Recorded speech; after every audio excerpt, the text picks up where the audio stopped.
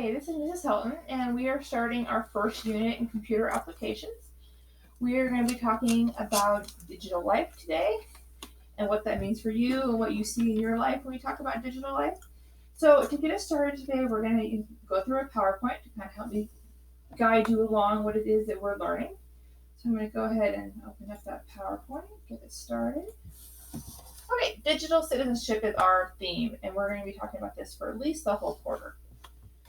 So, we're talking first about being connected. We all know people who are connected to it, people who aren't, but there's benefits of both. So the benefits of being connected, meaning like you have a phone, you have the internet, you know what's going on in the world because of this, and you have communication with friends and family. So some of the benefits would be real-time access to weather. So let's say you want to go hiking and it's Friday, but you want to leave in Saturday morning. Well, you can look at weather apps and they're going to tell you, hey, yeah, you should go, but you should bring some kind of rain gear. Now, you don't have that if you are just kind of going by looking at the sky or trying to listen to the TV weatherman. A lot of times they're not going to be as accurate as a weather app would be. Next, social media and messenger apps. So Facebook would be like an example of social media, messenger apps, things like Hangout. You get updates immediately what's going on in people's life. In the past, people wrote like letters at Christmas time to their family members, let them know what the family had been doing that year. So it's very different than what happened about 30 years ago. Search engines are awesome. You find what you're looking for almost immediately. And then music apps are also a major benefit of being connected. If you had to have a bunch of CDs that were you lived it back in the day, you would like alphabetize them and you'd have these CD racks. And then you'd go buy a new CD usually every weekend. And then you'd have to come home and you'd have to like move all the CDs and put it in the right order. And that brings us to a new vocabulary word, which is curate. So 30 years ago, if you were curating your music app, you would do just like a music collection. You would do just like I said. You would have the CD racks. You would go to the get more CDs regularly. You would have to pull them all out of the racks and then put the new one in, and then put every other one behind that because you're curating. You're keeping it alphabetically. That's the way you want to do it. And you're also going to. It was Sam Goody was the store.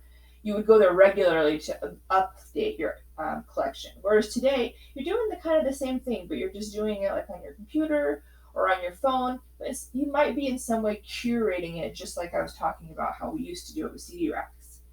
Okay, now we have to keep track of time.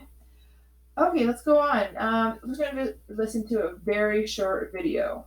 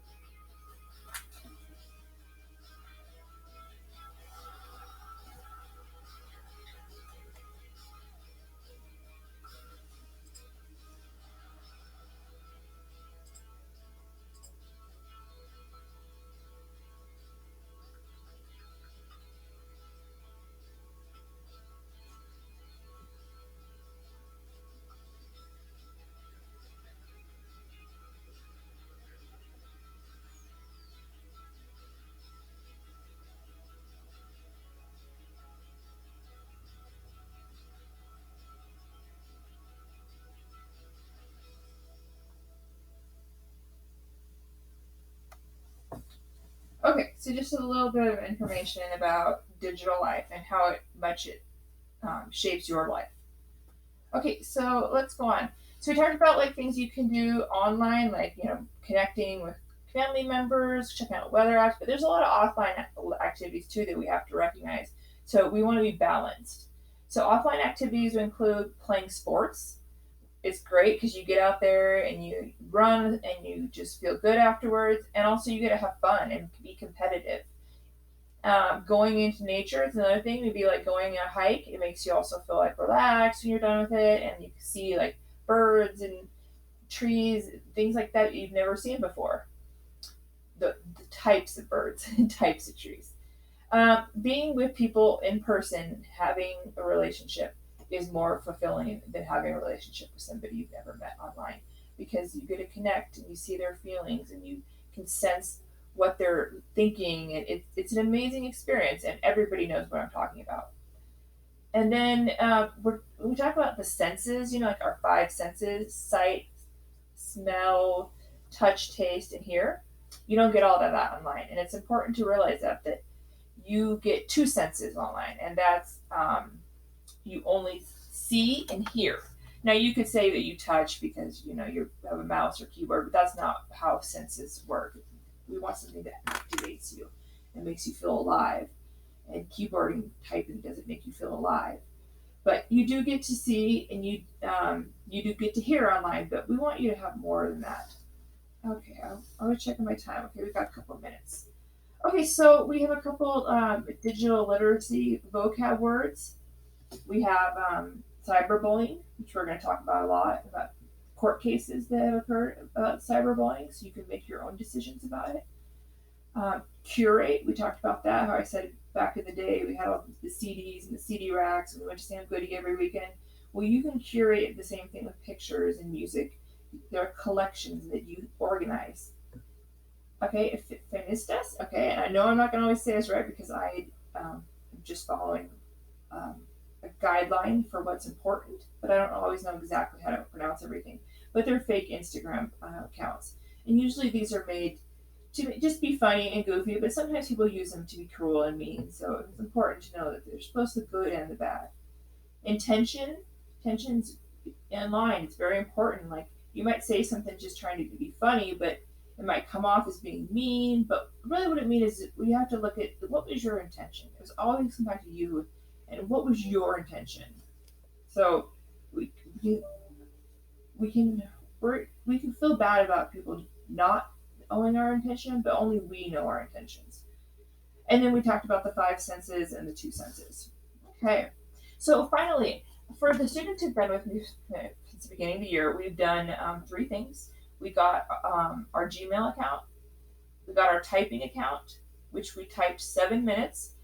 Some people were still working on their Show Me What You Know assignment last Thursday. So you might not have gotten your typing, but we'll get that all fixed so you're set up and that you're typing for sure now. But so you have a Gmail account, you're typing, and you did the Show Me What You Know assignment, which was a choice board.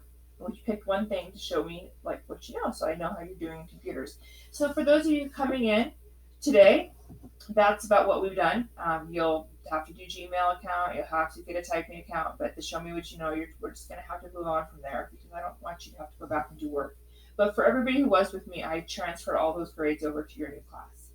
So what we are going to do in this class for most of the year, unless we're doing a project, okay, which we do projects, and we break away from this all together and we do projects. But for the majority of the year, we do station rotation. Station rotation is a way of teaching that allows me to be able to talk to small groups of kids. I can't really get to you if there's 35 kids in the class because it's just too hard. There's so many questions, there's so many feelings, and everyone wants to tell what they think, but nobody really gets to hear you because there's so many kids. So with station rotation, I break the class up into 4 groups. So the most important group is the Zoom group, which is with me, which is like small group discussion. And that's where we get to work as a group of 7, 8 kids. And then the other 3 groups are typing, a video lecture, which is what you're seeing right now with me. We have about 1.5 minutes left. And then an assignment. So think about that. So you have 7 minutes of typing to do. You have a video, which can be up to 12 minutes. And then you have an assignment. And the assignment generally just you can do within 12 minutes. So we're doing this all the time unless we're doing projects. Okay, we will break away often for projects, but this is the best model of teaching because I get to work with individual groups of students. As you've already seen, the rotation schedule's up and the group schedule's up. I want you to check the group list often because kids come and go from distance learning, or we've just maybe been in that group for too long, or maybe I just want to make some changes, and I want you to check it once a week. Let's say I change this information rotation group on Monday, but you don't look at the list until Thursday. I don't want you to worry about it. If you're in a Zoom group, and you just haven't looked at the list yet, and you accidentally are with another group for a couple days, we'll figure it out. I don't want you to worry about it, but you do need to check it once a week. Okay? So that's it. That's the entire video for today, which would be August 31st and September 1st. Thank you.